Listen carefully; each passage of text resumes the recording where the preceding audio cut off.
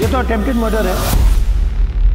मैं मतलब YouTube पर अपने साथी के साथ प्रयास किया, कोशिश की और बहुत बुरा बर्ताव हुआ। कोई सपोर्ट किसी का नहीं। मैंने मतलब मेरी फादर से फाइट होती है इस बात पे, वो चाहते हैं कि मैं ये फील्ड छोड़ दूँ। सबसे बड़ा चीज ये सर कि अति पिछड़ा समाज और माइनॉरिटी समाज में ये दोनों समाज को लड़ाने की कोशिश की जा रही है, जिससे सामाजिक न्याय भी कमजोर हो रहा है और सांप्रदायिकता भी बढ़ रहा है। तो दलित है, पिछड़ा है, उनके ऊपर झूठा मुकदमा कराकर सर जेल भिजवाते रहे हैं। यानी कि सर न्याय की कोई उम्मीद ही नहीं है। जहां हम लोग कहते हैं कि डेमोक्रेसी है, लेकिन डेमोक्रेसी नाम की कोई चीज नहीं है।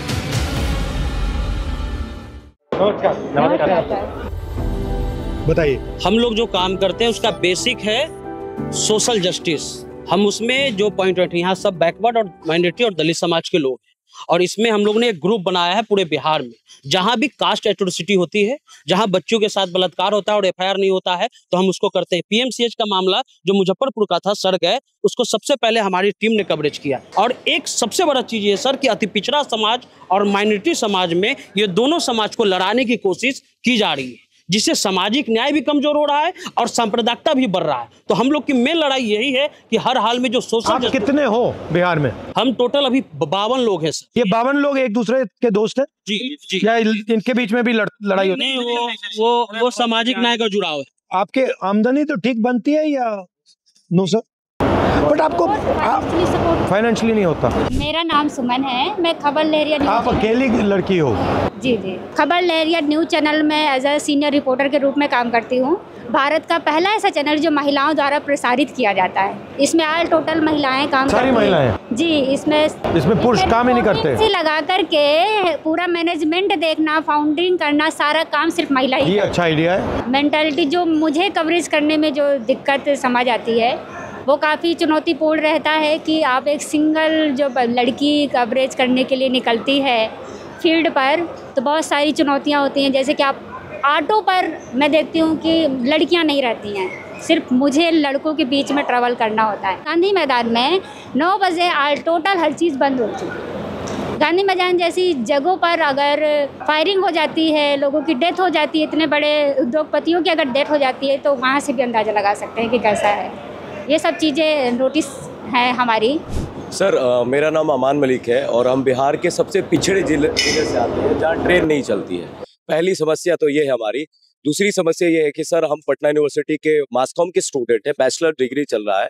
यूट्यूब और फेसबुक एक इंडिपेंडेंट प्लेटफॉर्म है जहां हम अपनी बात रखते हैं, रख रहे हैं। आपको अजीब नहीं लगता? मुझे लगता है, पता नहीं आपको लगता है या नहीं, कि आज अगर हिंदुस्तान का एक राजनेता हिंदुस्तान के लोगों से कम्युनिकेट करना चाहता है, तो उसे अमेरिकन चैनल यूज करना पड़ता है, या फेसबुक, या यूट्यूब, या इंस्टाग्राम, या गूगल। मतलब ये हमारे नहीं है। जिस दिन ये आपको बंद करना चाहे, ये बंद कर देंगे। मेरा पूरा मतलब शैडो बैन चलता है।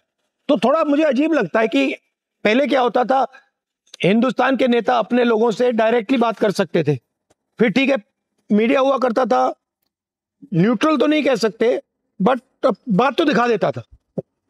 अब मीडिया बिल्कुल नहीं दिखाता, विपक्ष की बात टोटली जीरो, खत्म।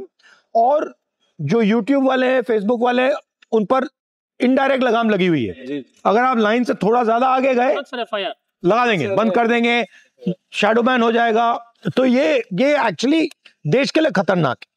पहले तो मतलब हमारे फाइनेंशियल क्राइसिस पर चोट पहुंचा, लेकिन उसके बावजूद जब हम चुप रहना नहीं सीखे या चुप नहीं रहे, तो वो जो है मतलब हम पर मुझे मतलब यह है कि हत्या करने की कोशिश की गई। ये कुछ फुटेज है सर, मुझे मतलब हमारे ही मित्र ने, क्योंकि वो एक ऐसी आइडियोलॉजी में वो घिर गए हैं।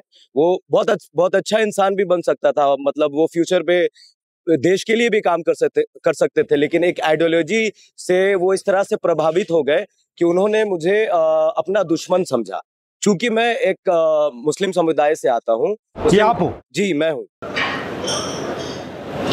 के साथ ऐसा ही होता है? ऐसा ही होता है सर, जब भी जाते हैं। और ये हमारे साथी सन्नी भाई हैं, ये सारे लोग ही। इस पे केस हुआ? इस पे केस हुआ, 20-22 दिन जेल में रहे, उसके बाद बाहर आ गए। और हमने भी मतलब उसके बाद ज्यादा एक्शन लेने की इसलिए कोशिश नहीं की सर, क्योंकि बार बार कॉलेज। ये तो अटेम्प्टेड मर्डर है। हाँ, अटेम्प्ट टू मर्डर है सर। वो 20 दिन में बाहर आ गए और अभी भी थ्रेट मिलता है सर कि केस उसी से? हाँ उसी से सर, अभी भी थ्रेट मिलता है। और मुझे लगता है कहाँ का है ये पटना यूनिवर्सिटी का मामला है सर, और ये पहला केस नहीं है, ये सिर्फ मेरे साथ, वहाँ स्टूडेंट के साथ भी होता है। मतलब बहुत बुरा बर्ताव होता है सर। मतलब हम लोग वो काम कर रहे हैं सर जहाँ पर मेन स्ट्रीम के लोग नहीं पहुंच पाते हैं, हम वहां पहुंचते हैं। कोविड में मेरी मम्मी एक्सपायर कर गई, तो मुझे ये इंस्पिरेशन मिला कि मुझे इस फील्ड में आना है, क्योंकि मैंने भेदभाव देखा कोविड के समय में सर। मैं क्लियर ये बोल रहा हूँ आपसे कि मैंने भेदभाव देखा, और वो भेदभाव किस आधार पे वो आप बेहतर जानते हैं, आपके सामने बैठे हैं। और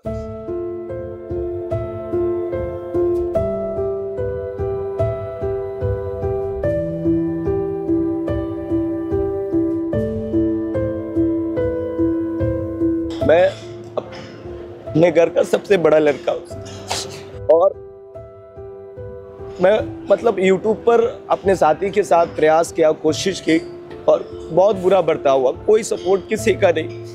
मैंने मतलब मेरी फादर से फाइट होती है इस बात पे, वो चाहते हैं कि मैं ये फील्ड छोड़ दूँ। वो होता है ना सर कि इंसान को बोलने की आज़ादी होनी चाहिए। सिर्फ लड़ाई आइडियोलॉजी की है, और जब हम बोलेंगे नहीं सर तो सुनेगा कौन? तो आइडियोलॉजी जिसकी आप बात कर रहे हो ये क्या है सर? आपकी आइडियोलॉजी क्या है? सर मेरी आइडियोलॉजी है कि समाज में हर तबके को बराबरी की हिस्सेदारी मिले। हम सब जिस बैकग्राउंड से आते हैं ना सर, इन्हें बोलने नहीं दिया जाता था सर। यूनिवर्सिटी में इनके साथ रैगिंग होती थी, जात के आधार पर, धर्म के आधार पर। सर मेरी मम्मी सबके साथ हुआ? हाँ सर, मेजोरिटी में यही है सर। मेरा नाम रविकांत चौरसिया है सर, मैं बिहार के खगड़िया से हूँ। बोलता खगड़िया हमारा चैनल है, और मैं इंजीनियरिंग बैकग्राउंड से आया। उसके बावजूद जिस प्रकार से था कि समाज के अंतिम पंक्ति के खड़े लोगों की आवाज बन सकूं, पिछले 5-6 सालों से सर खगड़िया जो 7 नदियों से घिरा है, गरीबी है, और काफी सर जो है विस्थापित परिवार है। नदी के किनारे जो बसावट है, लोगों के घर कट चुके रहते हैं। इस तरीके की जो समाज की जो जनहित वाली जो समस्याएं हैं सर, वो मेन स्ट्रीम मीडिया में कभी नहीं दिखाती रही है, और ना ही दिखाते हैं लोग। हमने प्रयास किया कि एक छोटी सी शुरुआत की, और उसके बाद बहुत सारा लोगों का सर प्यार मिला। लेकिन जिस प्रकार से सर यातनाएं जो हम लोगों को मिलती रही है, जदयू के विधायक हैं डॉक्टर संजीव परवत्ता विधानसभा से सर, वो अनगिनत ऐसे जो है सामाजिक न्याय वाले लोग जो दलित हैं, पिछड़ा हैं, उनके ऊपर झूठा मुकदमा कराकर सर जेल भिजवाते रहे हैं। और अगर वो पीड़ित परिवार हमारे पास आकर के अगर अपनी बात को रखना चाहे, और अगर हमने उनके वीडियोस को चलाया, उसके बाद सर वो धोखे से मुझे बुला करके अपने आवास पर उन्होंने हमारे साथ बहुत मारपीट की सर। किसी तरीके से हम वहाँ से सर जान बचा करके निकले। जब हमने थाने में FIR दर्ज कराई सर, हमारे केस फॉल्स हो गए, और उनके द्वारा हमारे ऊपर 2-2 फर्जी मुकदमे करा दिए गए। यानी कि सर न्याय की कोई उम्मीद ही नहीं है। जहां हम लोग कहते हैं कि डेमोक्रेसी है, लेकिन डेमोक्रेसी नाम की कोई चीज़ नहीं है। ऐसे करते हैं, ये अभी चल रहा है, यहाँ पे यात्रा चल रही है। आप 52 लोग दिल्ली में आके मुझसे मिलो, ठीक है? और फिर थोड़ी अच्छी तरह सोच के प्लान करके कि हम इस 52 को 100, 200, 500, 1000, 2000, 10,000 कैसे करें, और किस प्रकार से हम आपकी थोड़ी सी अगर प्रोटेक्शन हो, असिस्टेंस हो, जो भी, मैं बड़े वायदे नहीं करूंगा, बट किस प्रकार से हम कर सकते हैं उसके बारे में डिस्कस करते हैं। Thank you.